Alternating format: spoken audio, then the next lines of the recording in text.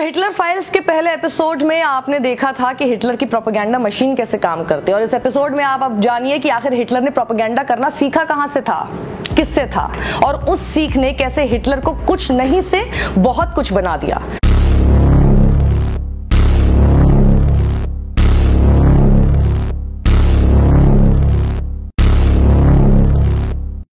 Welcome to Hitler files episode 2।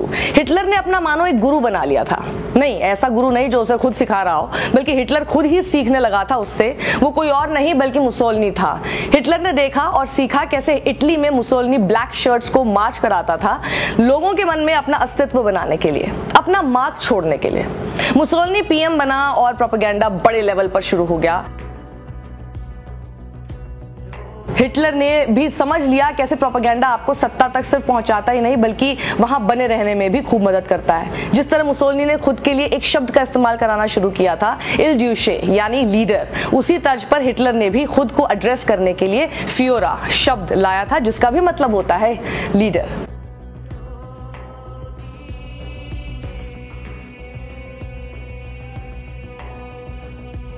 Mussolini के uniform वाले black shirts की तरह हिटलर ने शुरू किया ब्राउन शर्ट्स यानी भूरे रंग की यूनिफॉर्म वाले एसए।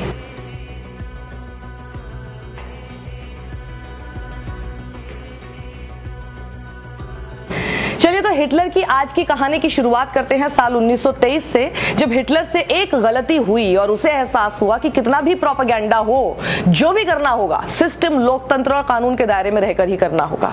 तो हुआ यूं कि 1923 में जर्मनी विद्रोह के लिए तैयार था, यानी अपराइजिंग।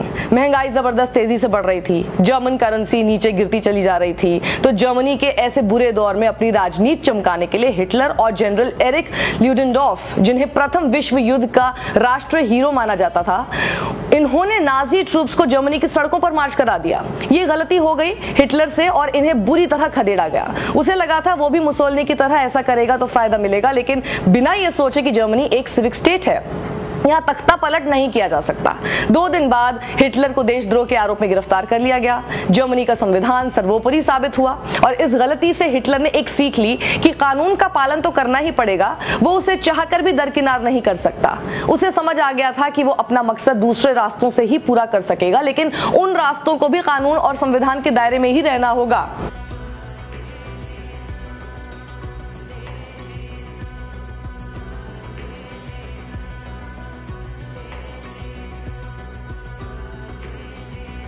कोर्ट में हिटलर की पेशी हुई और उसने इस पेशी का भरपूर इस्तेमाल किया अपना प्रोपेगेंडा फैलाने में। जर्मनी के लोगों को अपने विचार और संदेश पहुंचाने के लिए उसने कोर्ट में दी अपने बचाव में दलीलों से खुद को जर्मनी के लोगों के सामने एक सच्चा देशभक्त दिखाने की कोशिश की।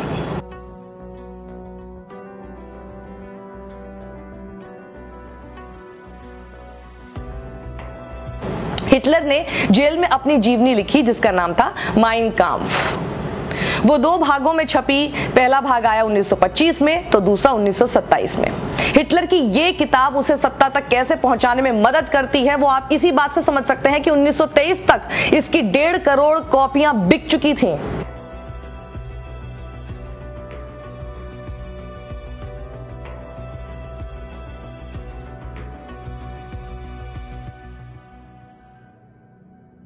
हिटलर को अपनी गिरफ्तारी के बाद समझ आ गया था कि उसे आर्मी, सिविल सर्विस और उद्योगपतियों को अपने साथ करना होगा। उसे समझ आ गया था कि अगर वोट जीतने हैं तो उसे प्रोपेगेंडा की एक पूरी सेना तैयार करनी होगी। हिटलर कोशिशें तो बहुत कर रहा था, लेकिन अभी भी उसे मायूसी ही हाथ लगनी थी। 1928 के चुनाव में हिटलर की नाजी पार्टी को राइक्सटैग, जर्मनी की पार्लियामेंट में महज 12 ही सीटें मिल पाई थी और उसे एक फ्रिंज यानी जिसका प्रभाव कुछ पॉकेट्स में ही हो ऐसी पार्टी माना जाने लगा था। लेकिन ऐसा लगता है कि जर्मनी का दागदार इतिहास रचने में पूरी कायनात लग चुकी थी और हिटलर की किस्मत कुछ ज्यादा ही अच्छी होती जा रही थी। फिर आया 1930, जब तक बेरोजगारी की दर बहुत बढ़ने लगी थी। सीधा 60 लाख लोग बेरोजगार हो गए।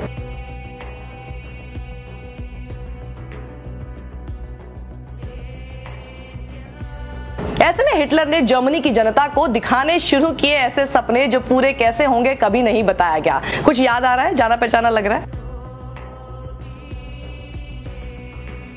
बहरहाल बस एक अमृतकाल दिखाया गया ऐसा जिसका मसीहा था हिटलर।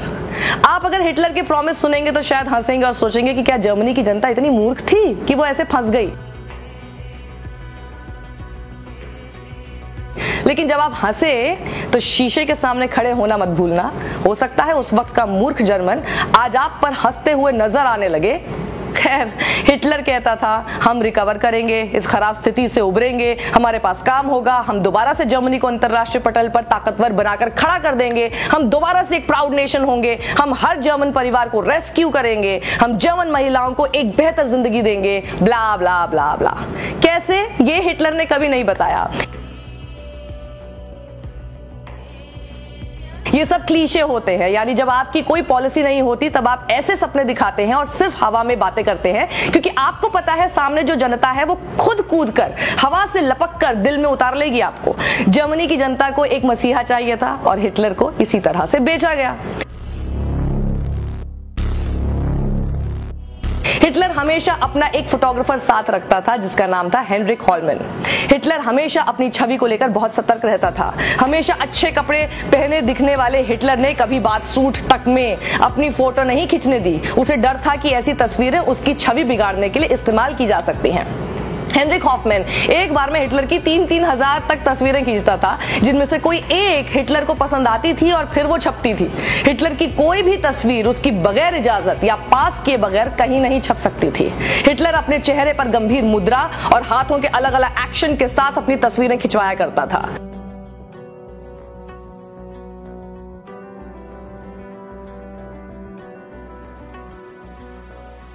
वहीं हिटलर के राइट हैंड गोबल्स ने सोवियत सिनेमा से सीख लेकर प्रोपेगेंडा फिल्में बनाने का काम शुरू कर दिया था। 1928 के बाद जुलाई 1930 में हुए चुनाव में हिटलर की पार्टी की 107 सीटें आई और वो दूसरी सबसे बड़ी पार्टी बन गई। हिटलर को 37% वोट मिले थे, जो अपने आप में एक बहुत बड़ा फीसद था। जर्मनी के मिडिल क्लास ने हिटलर में होप देखी थी और उसका नतीजा था इतने वोट मिलना। मिडिल क्लास ने हिटलर को उस वक्त की हिंडनबर्ग सरकार से परेशान होकर और विरोध में दिया था, लेकिन नवंबर आते आते हिटलर से थोड़ा लगाव कम हुआ और उनका वोट प्रतिशत 37% से गिरकर 33% रह गया। फिर क्या हुआ? क्योंकि हिटलर से मोह भंग सत्ता की ओर तो नहीं ले जा सकता था, क्योंकि हम इतिहास जानते हैं और ये पता है कि हिटलर जर्मनी में चुनकर आया था। तो आखिर ऐसा क्या हुआ था जिससे हिटलर ने दोबारा बाजी पलटी, और ये मैं आपको बताऊंगी अगले एपिसोड में। तब तक इस वीडियो को शेयर करना ना भूलें। हिटलर को अपने देश से दूर रखना है तो सबसे पहले उसके प्रोपेगेंडा को जानना बेहद जरूरी है। और हाँ, याद रखिएगा, हिटलर भी लोकतांत्रिक तरीके से ही जीत कर आया था, इसलिए ये कहना सही नहीं होगा कि हिटलर कैसे जीत गया था। चुनती तो जनता ही है।